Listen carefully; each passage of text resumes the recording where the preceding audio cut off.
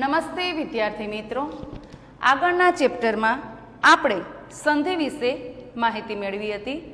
સંધિ વિશે વાત કરીએ તો કે સૌપ્રથમ આપણે સંધિના નિયમો જોયા હતા, વ્યાખ્યા જોઈ હતી અને સંધિ કોને કહેવાય બરાબર તે પણ જોયું હતું. કે સંધિ વિશે વ્યાખ્યા જ્યારે આપણે જાણી જોઈ ત્યારે આપણે શું સમજ્યા હતા કે સંધિ કોને કહેવાય.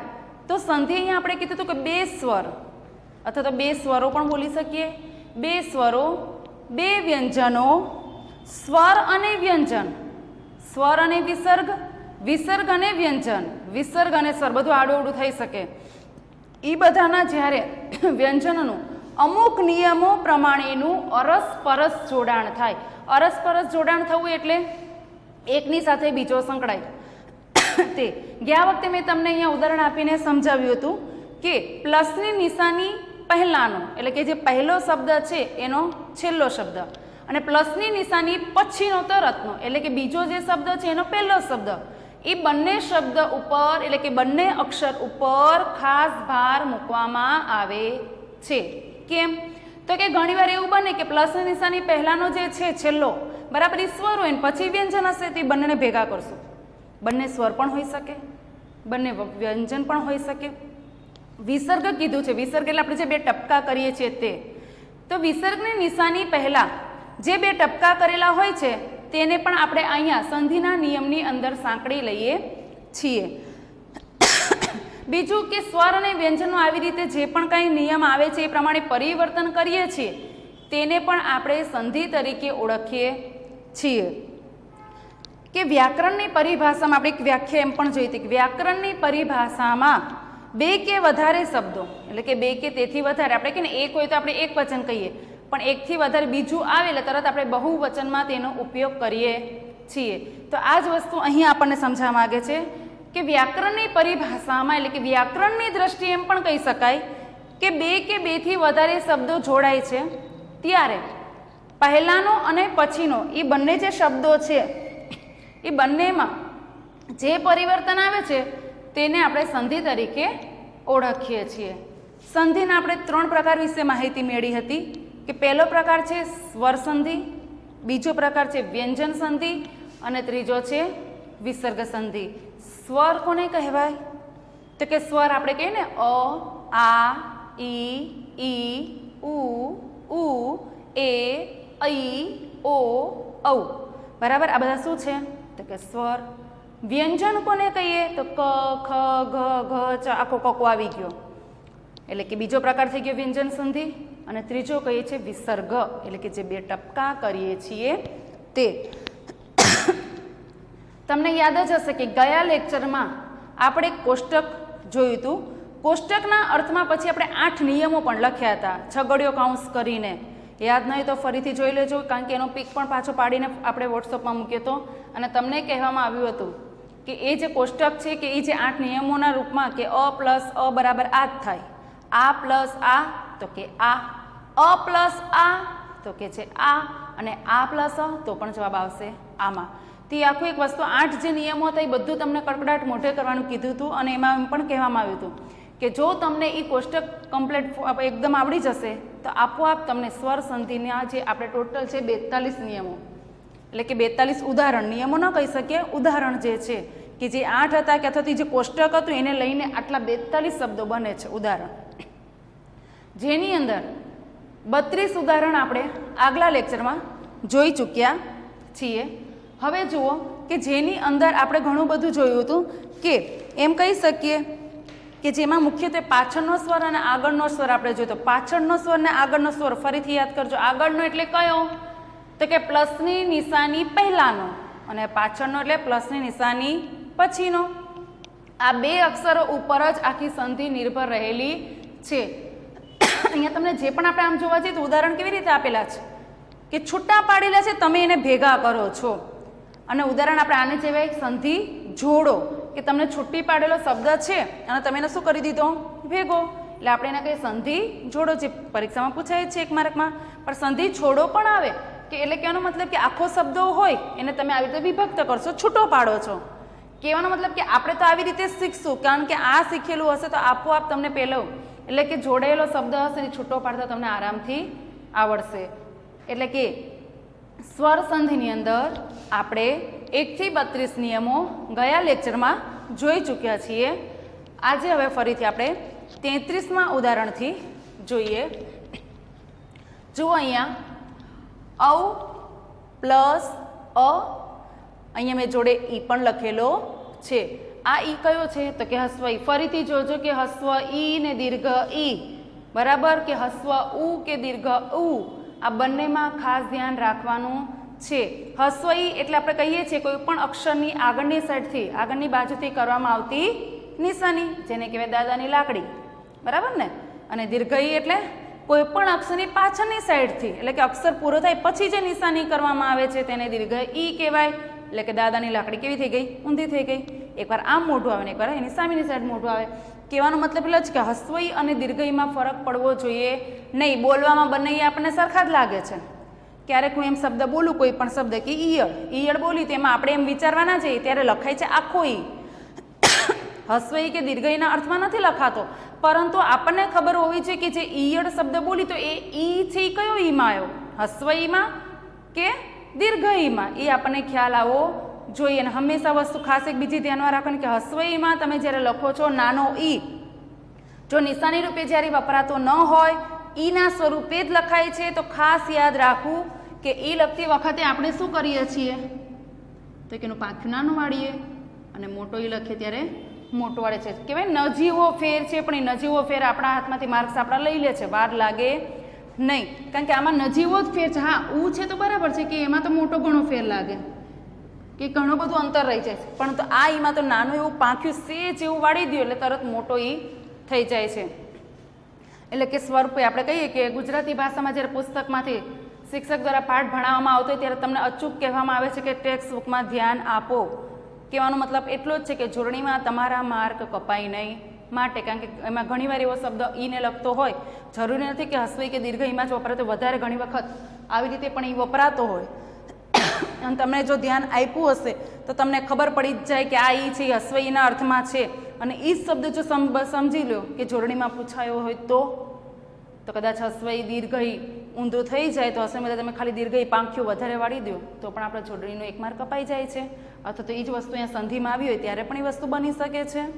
એમ ખાસ હજી પણ કહેવામાં આવે છે કે તમે ઘરે મહેનત કરો જ છો, બરાબર વિડીયો જોવો જ છો, પણ એક વસ્તુ ખાસ ધ્યાન રાખો કે ટેક્સ્ટ બુકનું ઉપર પણ કદાચ જો તમને સમય મળે છે તો પાઠ વાંચવા જરૂરી છે. ને પાઠ એવી રીતે વાંચો, કારણ કે પાઠ વાંચશો એટલે આપોઆપ તમને ખબર પડશે કે કયા શબ્દનું કઈ રીતે, કયા લયમાં ઉચ્ચારણ કરવું. જેમ કે પાઠ વાંચતા હોય તો આપણને ખબર હોવી જોઈએ કે પ્રશ્નાર્થ ચિહ્ન આવે છે તો આપણે પ્રશ્નાર્થ રૂપે જ વાક્ય વાંચીએ છીએ. અવતરણ ચિહ્નમાં આવે છે, ઇનોટેડ કોમામાં આવે છે, તેનો આપોઆપ લય બદલાય છે, બરાબર. એ થોડી જાતે તમારી મહેનત કરવાની છે કે જે કરીને આપણને જોડણીમાં અને સંધિમાં પણ તે ઉપયોગી બને છે. હવે જુઓ વિદ્યાર્થી મિત્રો કે આપણો 33મો નિયમ છે ઔ પ્લસ અ, બરાબર. જોડે મેં ઈ લખ્યો છે, જે ઈ છે જો પાંખ્યું મેં વાળેલું નથી, નહીં જેવું છે, એટલે કે હસ્વ ઈ છે. અને મેં અહીંયા લખ્યો છે આવ. કહેવાનો મતલબ કે આગળ 32 નિયમો તમે શીખી ગયા છો એટલે તમને ખ્યાલ આવી ગયો છે કે પ્લસની નિશાની પહેલાંનું ઔ બોલાતું હોય ને પછી અ આવતો હોય તો પણ આવું કરી નાખવાનું છે. અને આની જગ્યાએ જો ઈનું ઉચ્ચારણ થયું હોય તો પણ આવ. હવે જો અહીંયા છે પૌ પ્લસ અક, પૌ પ્લસ અક, પૌ. અને કાનોને બે માત્ર પૌ બોલીએ છીએ, બરાબર. પણ બોલાય છે શું છે પ, પણ બોલાય છે પૌ, એટલે ઉચ્ચારણ થાય ઔ. આવી ગયો પ્લસની નિશાની પહેલાનો અવ અહીંયા, અને અહીંયા જેમ કીધું કાં તો અ આવે કાં ઈ આવે, તો અહીંયા શું આવ્યો? અ આવ્યો છે, બરાબર. તો આપણે શું કરીએ છીએ, અહીંયા તમને કહે છે એવી રીતે હોય તો અહીંયા આવું કરવાનું છે. આવું તમે ક્યારે કરી શકો? આગળ આપણે 32 નિયમો જોયા અથવા તો ઉદાહરણ જોયા ત્યારે આપણે જોતા હતા કે લોપ કરતા હતા. અહીંયા પૌ બોલીએ એટલે ઔનું ઉચ્ચારણ કરે, પણ મારે જો અહીંયા આનું ઉચ્ચારણ કરવું હશે તો મારે અહીંયા શું કરવું પડે તો કે આ બે માત્ર કાઢી નાખવાના. બે માત્ર કાઢી એટલે શું થાય તો કે પા થઈ ગયો. પા એટલે પા બોલીએ ત્યારે શું બોલાશે તો કે છે આ. અનો શું બનાવશું આપણે, જે અહીંયા અ આવ્યો છે એ અનો આપણે શું કરશું તો કે વ અને કનો ક. તે એટલે એવી રીતે શબ્દ શું થઈ ગયો પાવક. કહેવાનો મતલબ કે આ જે બે માત્ર છે એનો આપણે લોપ કરી નાખીએ છીએ, એટલે કે પા થઈ જાય છે આ જે અ છે એ પા થઈ ગયો, બરાબર. આ અને અની જગ્યાએ આપણે શું લખીએ છીએ? વ, અને કનો ક એમને એમ રહે છે. બીજો શબ્દ છે 9 + 1. આ ઈ છે એ હસ્વ ઈ છે, બરાબર. સેમ આ જ વસ્તુ કે અહીંયા જેમ પૌનો પા કર્યો એમ જ રીતે 9 નો આપણે શું કરશું? ના. એટલે કે જ્યાં બે માત્ર છે એનો આપણે લોપ કરીએ છીએ. આ ઈ છે, બરાબર, તો ઈનો ઈ એમ જ રાખવાનો છે, એટલે થઈ ગયું નાવિક, બરાબર. 34મું ઉ + અ બરાબર વ. ઉ + અ બરાબર વ. હવે જુઓ અહીંયા કે ઉદાહરણમાં લખવામાં આવ્યું છે સુ, સસલાનો સ અને નીચે હસ્વ ઉ, એટલે કે સુ + અચ. હવે અહીંયા આપણને શું કહે છે કે પ્લસની નિશાની પહેલા ઉ હશે, સને હસવવાળું ઉ બોલાય છે, બરાબર. એટલે ઉનો આપણે શું કર્યો? લોપ. અ છે જ, તો કે છે અહીંયા એની જગ્યાએ શું વાપરવાનો? તો કે વ. એટલે જ્યારે આપણે સંધિ તરીકે એને અલગ કરીએ છીએ ત્યારે શબ્દ યોગ્ય બનાવવા માટે સને આપણે અડધો કરીએ છીએ અને વને એને જોડાક્ષર તરીકે કરીએ છીએ, એટલે સ્વચ્છ એવી રીતે આખો શબ્દ બને છે. 35મું છે ઉ + એ બરાબર વે અથવા તો વ. કહેવાનો મતલબ કે પ્લસની નિશાની પહેલા જે પણ અક્ષર આપેલો હોય તે ઉનું ઉચ્ચારણ થતું હશે, પ્લસની નિશાની પછી શું આવતું હશે? તો કે છે એ. હવે આ બંનેને ભેગા કરો, કાં તો વે બનશે અથવા તો વ બનશે. જેમ કે જુઓ અહીંયા અનુ, તો હસ્વ ઉ આવી ગયું અહીંયા, અને આ એ છે એ પણ એ, તો એનો શું બનાવશો આપણે? વે અથવા તો વ. તો જેવી રીતે અહીંયા સ્વચ્છમાં સ અડધો કર્યો હતો તેમ કે શબ્દને યોગ્ય બનાવવા માટે આપણે નને અડધો કરીએ છીએ, અને અહીંયા કીધું છે એની જગ્યાએ તમે વે પણ લગાડી શકો અને વ પણ, તો આપણે વે લગાડીને અહીંયા વે કરીએ છીએ. લોપ આખો શબ્દનો એનું નથી થતો, કારણ કે વે બોલશું ત્યારે આપોઆપ શેનું ઉચ્ચારણ થાય છે? તો કે છે એનું, એટલે કે અન્વેષણ. એવી રીતે આખો શબ્દ બને છે. 36મું ઉદાહરણ છે ઉ + આ બરાબર વા. તો સુ બોલ્યા એટલે લાગી ગયો હસ્વ ઉ, પ્લસ આગત છે આ, બરાબર. અહીંયા આપણે આખા શબ્દનો લોપ કરવાનો નથી, જેમ અહીંયા એનો નથી કર્યો તેમ. કેમ? તો કે અહીંયા વા બોલશું એટલે વા લખીએ, એટલે વા બોલીએ ત્યારે આપોઆપ શેનું ઉચ્ચારણ થાય છે? તો કે છે આનું. તો સેમ ઉપરની જ રીતે કે સનો હસ્વ કાઢીએ છીએ, અડધો અક્ષર કરીએ છીએ અને આની જગ્યાએ લગાડીએ છીએ વા. વા બોલીએ એટલે લાગશે આ, તો સ્વાગત. 37મું ઉદાહરણ છે ઈ + ઉ બરાબર યુ. ઈ + ઉ બરાબર યુ. હસ્વ ઈ છે, પ્રતિ. જુઓ અહીંયા ઈ બોલાય છે પણ તને હસ્વ તી, પ્લસ ઉત્તર, એટલે કે અહીંયા હસ્વ ઈ ને અહીંયા ઉ. ફરીથી અહીંયા કહીએ છીએ આપણે કે હસ્વ ઈનો શું કરીએ છીએ? લોપ. તને અડધો કરી નાખીએ છીએ અને ઉની જગ્યાએ શું બાળશું? યુ. યુ બોલીએ એટલે આપોઆપ શેનું ઉચ્ચારણ થયું? ઉનું. કહેવાનો મતલબ કે પ્લસની નિશાની પછીના અહીંયા ધારો કે આ છે, અહીંયા એ છે, બરાબર, કે અહીંયા અ છે, કે વ બોલે ત્યારે પણ અ. એવી જ રીતે અહીંયા ઉ. લોપ કરીએ છીએ, પણ જ્યારે નવો શબ્દ તમે ઉપર તમને = કરીને આપેલો છે, ઉપયોગ કરો છો, લખો છો, ત્યારે પણ એ શબ્દનું એટલે કે એ અક્ષરનું ઉચ્ચારણ અહીંયા થતું જોવા મળે છે.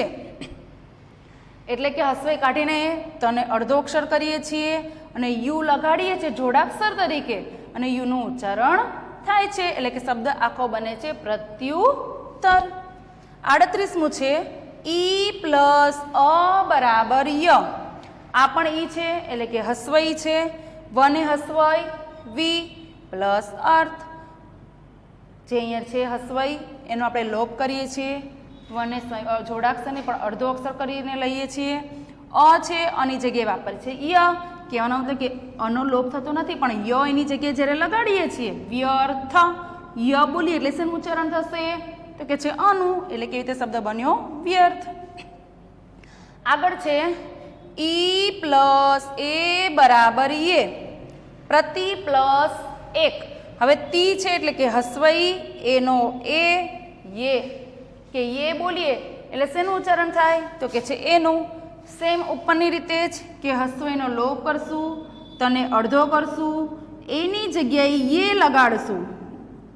અજગરનો અ છે, બરાબર, એ છે ને બદલે યતિબાઓનો ય, એટલે કે એ લગાડીએ એટલે કે એનું ઉચ્ચારણ તો યથાર્થ જેમ છે એમને એમ રહેશે જ, ખાલી લખાતો નથી. લખાય છે અને એના બદલે શું તો કે એ પ્રત્યેક. પછી 40મું ઉદાહરણ છે ઈ પ્લસ આ જે ઈ છે એ પણ હસ્વ ઈ જ છે. ઇતિ પ્લસ આદિ, બરાબર. તો અહીંયા પણ સેમ એ જ રીતે કે તને હસવાઈ જે છે તેનું આપણે શું કરી દઈએ છીએ તો કે જો લોપ કરીએ છીએ. પ્લસ આદિ આની જગ્યાએ વાપર્યો યા વાપરીએ, યા બોલીએ એટલે આપોઆપ શેનું ઉચ્ચારણ થાય છે તો કે આ, અને આખો શબ્દ બને છે ઇત્યાદિ. 41મું ઉદાહરણ છે રૂ પ્લસ અ બરાબર ર. રૂ કીધવામાં આવ્યું છે કે અહીંયા છે પિતૃ, ત્રુ બોલીએ ત્યારે શેનું ઉચ્ચારણ થયું તો કે રૂ પ્લસ અર્થ. હવે અહીંયા કે છે ર થાય તો ઘણીવાર એવું છે કે ર આપણે લખતા નથી પણ રનો ઉપયોગ શેમાં થાય રેફ, બરાબર. ઉપર રેફ કરીએ છીએ પિતૃર્થ. તો અહીંયા જો અહીંયા જ્યારે ત્રુ છે તો તનો આપણે ત્ર, ઓલું કહીએ ને અંતાક્ષરી રમતા ત્યારે ઘણીવાર એમ કે આ શબ્દનો આ બને અને આપણે ગીત ગાઈએ તો એવી જ રીતે અહીંયા તનો ત્રુનો શું થાય છે તો કે ત્ર. એ રીતે આપણે અહીંયા ત્ર કર્યો અને રનું ઉચ્ચારણ શેમાં કર્યું થ્રમાં.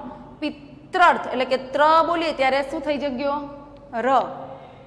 42મું છે રૂ પ્લસ આ બરાબર રા. રૂ પ્લસ આ બરાબર રા તો કે પિતૃ પ્લસ આદેશ. ઉપરની જેમ જ છે કે ત્રુ છે, ત્રુનો આપણે શું કરી નાખ્યો ત્ર કર્યો એટલે ર થઈ ગયો. એવી જ રીતે અહીંયા પણ રૂ જ છે તો કે પિતૃ પ્લસ આ, પણ આને આપણે કહેવાનો છે રામા એટલે આ ત્રુનો આપણે પાછું શું કરશું ત્રા બોલ્યા, ત્રા લખીએ એટલે આપોઆપ શેનું ઉચ્ચારણ થાય છે તો કે છે રાનું, તો કે પિત્રા દેશ. આવી રીતે આ સ્વર સંધિના 42 ઉદાહરણ છે કે જો કોષ્ટક આવડતું હશે તો જ આ ઉદાહરણ સમજવામાં સરળતા રહેતી હોય છે. ખાસ કરીને કે રૂવાળા જે નિયમો છે કે એ વાળા છે કે યુ વાળા છે, આ નિયમો ખાસ ધ્યાનમાં રાખવા પડે છે. કારણ કે જે આ વાળા છે કે દીર્ઘ ઈ જે બને છે કે મોટો ઉ બને છે એટલે કે દીર્ઘ ઉ, એને સમજવામાં થોડીક સરળતા છે. પણ જ્યારે ખાસ કરીને સંધિ છોડોમાં કે તમને શબ્દ ભેગો કરેલો આપ્યો એટલે કે આવી રીતે આપ્યું હોય પિત્રાદેશ, બરાબર છે. અને જ્યારે તમને એમ પૂછે કે ભાઈ નીચેના શબ્દની સંધિ છૂટી પાડો, શબ્દ આખો આપ્યો છે ને તમારે શું કરવાનું છે છૂટો પાડવો એટલે કે પ્લસની નિશાની કરીને જેમ આપણે લખ્યું છે, ત્યારે તમને ખબર હોવી જોઈએ કે ત્રા છે તો ત્રાને આપણે ત તરીકે વાપરીએ છીએ અને ત્યારે રૂ પણ વપરાય છે અને એ અર્થમાં જઈએ ત્યારે આપણને એ આવડે. પણ આ તમને ક્યારે આવડશે જે ગયા લેક્ચરમાં આપણે જે કોષ્ટક લખ્યું હતું એ દરેક વિદ્યાર્થીએ જો કડકડાટ યાદ કરેલું હશે તો.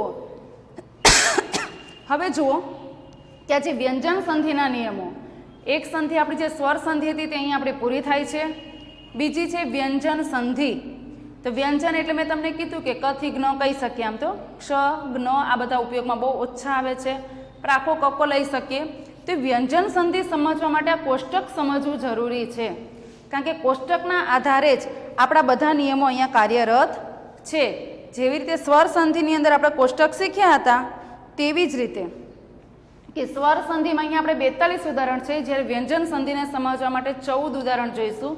અહીંયા તો સમજી લો કે આપણે ટૂંકમાં સમજી જતા હતા કે અ પ્લસ અ અથવા તો ઈ બને તો આવ બને જ, પરંતુ આખું વાક્યના સ્વરૂપે છે જેની અંદર આપણે કહીએ કે તમે 8મા કે 9મા ધોરણમાં અઘોષ અને ઘોષ આ વસ્તુ શીખી ગયા છીએ. અઘોષ અને ઘોષ કોને કહેવાય તો તમને ખ્યાલ હોવો જોઈએ કે જેવી રીતે આપણે એમ કહેતા હતા તીવ્ર અનુસ્વાર અને મંદ અનુસ્વાર. તો કે તીવ્ર અનુસ્વાર કોને તો કે ભાર દઈને બોલાય એવા, અને મંદ અનુસ્વાર એટલે તો કે ધીરે રહીને બોલાય. અનુસ્વાર આવશે પણ એમાં ભાર દેવાતો નથી. તો અહીંયા પણ આપણે એમ કહી શકીએ કે અઘોષ એટલે કેવા તો કે સરળતાથી બોલાય ને ઘોષ એટલે તો કે સરળતાથી ન બોલાય. આવું એક કોષ્ટક અહીંયા લખવામાં આવેલું છે કે આ કોષ્ટકના આધારે આપણે અહીંયા 14 નિયમોને જોવાના છે જે વ્યંજન સંધિમાં આપણે કાર્યરત છે. હવે જુઓ અહીંયા સૌથી પહેલાં કોષ્ટકની અંદર મેં લખ્યો છે વર્ગ, બીજું છે પ્રકાર, ત્રીજું છે અનુનાસિક સિવાયના સ્પર્શ વ્યંજનો. અનુનાસિક સિવાયના સ્પર્શ વ્યંજનો એટલે કે અમુક શબ્દો બોલતા જે વજન નથી દેવાતો જે વધેલા શબ્દો છે પહેલાંના તેની અંદર પણ 2 ભાગ પાડવામાં આવ્યા છે, અઘોષ અને ઘોષ. હવે અઘોષ અને ઘોષ જે છે એની અંદર પણ પાછા જો બે બે પ્રકાર પડે છે, અલ્પ પ્રાણ, મહાપ્રાણ. અલ્પ પ્રાણ, મહાપ્રાણ. અલ્પ એટલે થોડું અને મહા એટલે વધારે. અલ્પ એટલે એમ કહીએ કે જે શબ્દ સરળતાથી બોલાઈ શકે છે, બોલીએ છીએ, એમાં ભાર દેવાતો નથી. અને એમાં જ પાછું મહાપ્રાણ એટલે કે એમાં થોડોક ભાર દેવો પડે છે. એવી જ રીતે એટલે કે અઘોષ અને ઘોષ વ્યંજન બંને વસ્તુ જોવા મળે છે. વર્ગીય અનુનાસિક સ્પર્શ વ્યંજનો. વર્ગીય અનુનાસિક કે જેની અંદર પણ અહીંયા લખેલા છે કે આ જે શબ્દો છે હવે અહીંથી જેટલા પણ આપણે અક્ષર લખેલા છે બરાબર, એ ક્યારે કામમાં આવશે? તો કે અહીંયા તમને મેં એમ કીધું હતું કે આની જગ્યાએ આપણે ધારો કે અહીંયા ઉ છે, ઉ ને અ થતો હોય તો વ વાપરવો, તો અહીંયા પણ તમને એવી રીતે જ શીખવાડવામાં આવશે અથવા તો એ જ નિયમનો ઉપયોગ કરવાનો રહેશે. આગળ છે સંઘર્ષી વ્યંજનો. સંઘર્ષી વ્યંજનો એટલે કે એવા શબ્દો જ્યારે આપણે બોલીએ છીએ આવા જે એ બોલતી વખતે શું થશે તો કે આપણી જે જીભ છે થોડીક ક્યાંક ચોટતી હોય કે અમુક કહીએ સ્પર્શ ઉષ્માક્ષરો કે એમને મોઢું ખુલ્લું રહી જવું. આપણે એમ કહીએ ને કે અમુક વખત એવું દ્રશ્ય તમે જોઈ જાઓ તો આશ્ચર્ય પામીએ તો આપણે ઘણીવાર બોલી નથી શકતા, એવી જ પરિસ્થિતિ અહીંયા જોવા મળશે. પ્રાશ્વિક વ્યંજનો એટલે કે પાછળ દર્શાવાતા. થડકારોવાળો વ્યંજન કે એ શબ્દ બોલો ત્યારે એક પ્રકારનો થડકારો અનુભવાય છે, જીભ આપણી હલે છે વધારે પડતી, જેમાં કે જેની અંદર તમને જોવા મળશે કે એક જ અક્ષર લખેલો છે. અર્ધ સ્વરો જેને અંત્યસ્થ વર્ણો કહે, અંત્યસ્થ એટલે છેલ્લે આવતા. અને પ્રકંપી એટલે કે જેમાં પ્રકંપ અનુભવાય છે, જે ર અહીંયા મેં તમને કીધું તો લખાતો નથી. પિત્રર્થ ર બોલીએ એટલે એક પ્રકારનો પ્રકંપ એટલે કહીએ ને આપણે કહીએ ને ધરતીકંપ ધ્રુજારી આવે એના જેવો અનુભવ. તો અહીંયા જ્યારે આપણે બોલીએ છીએ પિત્રાદેશ તો ત્રા બોલીએ ને ત્યારે ર બોલતી વખતે આપણી જીભ છે થોડી ઘણી પ્રકંપ એટલે કે આંચકો અનુભવતી હોય છે. હવે આ બધું તમને ક્યારે ખબર પડે કે એને લગતા જ્યારે આપણે ઉદાહરણ જોઈએ તો જેવી રીતે મારા દ્વારા અહીંયા જેમ બોલવામાં આવે છે એવી રીતે જ્યારે તમે ઘરે પણ બોલો ત્યારે કે લખેલું હોય તો આપણે એમાં જોઈને બોલીએ. ઉદાહરણ ખાલી સ્ટોપ કરીને કે વિડીયોમાં તમે જુઓ છો કે મેડમ આ રીતે શબ્દ બોલ્યા છે કે એમ કહે છે કે ભાઈ અહીંયા થોડોક થડકારો અનુભવાય છે કાં તો કંપન અનુભવાય છે, તો શું સાચી વાત છે? તો તમે જોરથી બોલો ને ત્યારે તમને અનુભવ થાય, બાકી થાય નહીં. એટલે કે અહીંયા જે એના નામ લખેલા છે એ પ્રમાણે તેઓ કાર્યરત છે. શું તો કે નીચે જે પણ કંઈ કક્કાનું વિભાજન કરેલું છે તે. હવે જુઓ અહીંયા વર્ગ તરીકે અહીંયા આપણે કુલ 5 પ્રકાર પાડ્યા છે. પ્રકારની પણ 5 ભાગ પાડ્યા છે કે જેની અંદર છે ક, ચ, ટ, ત, પ. કેટલા છે? કયા કયા? જો લાઈનમાં આખો કક્કો નથી.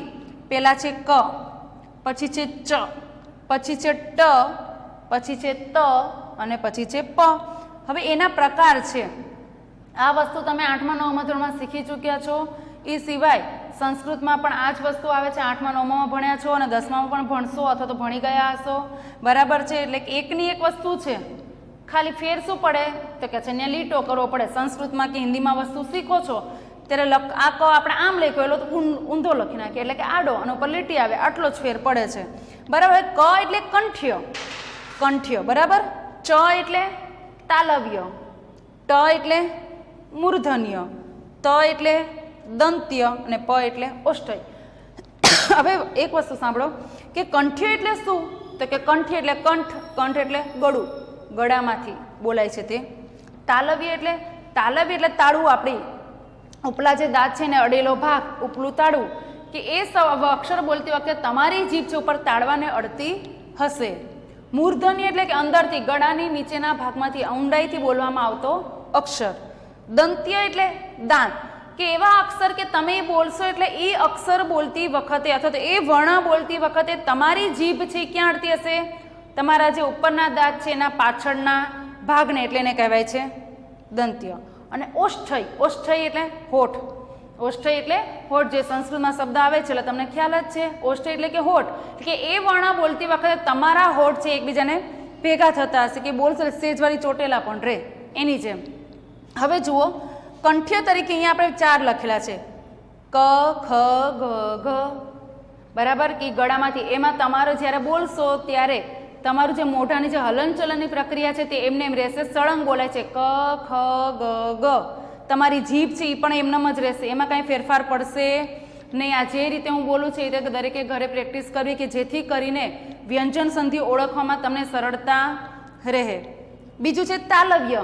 તાલવ્ય એટલે મેં તમને શું કીધું હતું કે એ વર્ણ બોલતી વખતે તમારી જીભ છે ઉપર તાળવાને ચોંટતી હશે, અડતી હશે, કે જેની અંદર છે ચ, છ, જ, ઝ. આ બોલશો એટલે તમારી જીભ શું થશે? ઉપરના તાળવાના ભાગને અડશે જ. ઘરે પ્રેક્ટિસ કરવી જરૂરી છે. ચ, છ, જ, ઝ. બરાબર. પછી છે મૂર્ધન્ય, એટલે કે ગળા નીચે ભાગ, કે મૂર્ધન્ય એટલે અંદરથી આવતો ટ, ઠ, ડ, ઢ. આ બોલશો ને એટલે આપણે કેમ છાતીના ભાગમાં અંદર કંઈક પ્રકારનું અલગ પ્રકારનું, એટલે કે અંદરથી આવતો અવાજ હોય, એટલે કંઈક થડકારો અનુભવ તો કહી શકીએ. જ્યાં તમે લખ્યું ને થડકારાવાળું વ્યંજન, જેમાં અડ પણ છે, તેવી રીતે. દંતી એટલે કે આ વર્ણ બોલતી વખતે તમારી જીભ પાછળના ભાગના દાંતને અડતી હશે. ત, થ, દ, ધ. ત, થ, દ, ધ.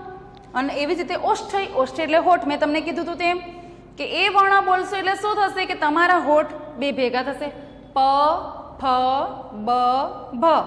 હવે તમારે ગ બોલવું હોય ને, તમે ગમાં ટ્રાય કરજો, જે બે હોઠ ભેગા કરીને બોલવાની. તો ગ એમ બોલાય નહીં. માત્ર ને માત્ર જે ઓષ્ઠય તરીકે અહીંયા આપણે લખેલો છે પ, ફ, બ, ભ, આ ચાર વર્ણો છે ત્યારે જ તમારા હોઠ ભેગા થશે, એટલે કે એને ઓષ્ઠય વ્યંજન તરીકે ઓળખીએ છીએ. અહીંયા લખ્યું છે અંગ, જંગ, હણ, ન ને મ. વર્ગીય અનુનાસિક. હવે જો અહીંયા જેમ હરોળમાં લખેલા છે કે કંઠ્ય, તાલવ્ય, મૂર્ધન્ય, દંત્ય અને ઓષ્ઠય, આ જે ચાર જે વર્ણો શીખવાડે એ જ વસ્તુ આમાં છે, કે જેમાં વચ્ચે ડેશની નિશાની કરી છે, એ ક્યાંય લાગુ પડતું નથી. એટલે કે જ્યારે તમે અંગ બોલો ત્યારે એ પણ કંઠમાંથી અવાજ આવે છે, જંગ બોલો ત્યારે તાલવ્યનો ઉપયોગ થાય, એટલે કે તાળવાનો. હણ બોલો છો ત્યારે મૂર્ધ, હણ અંદરથી ઉત્પન્ન થતો અવાજ અથવા તો આવતો અવાજ. ન જેવી રીતે ત, થ, દ, ધ, ન. બરાબર છે. તો ન બોલો છો ત્યારે પણ શેનો ઉપયોગ થશે? એટલે કે પાછળ દાંતને અડે છે જીભ. અને ઓસ્ટ્રેલે પ, ફ, બ, ભ ને મ. અને સિવાય વ બોલો ત્યારે પણ. કહેવાનો મતલબ એટલો જ છે કે અહીંયા જેવી રીતે હરોળમાં લખ્યા છે એ બધા વર્ણો એ રીતે કાર્યરત અહીંયા જોવા મળે છે.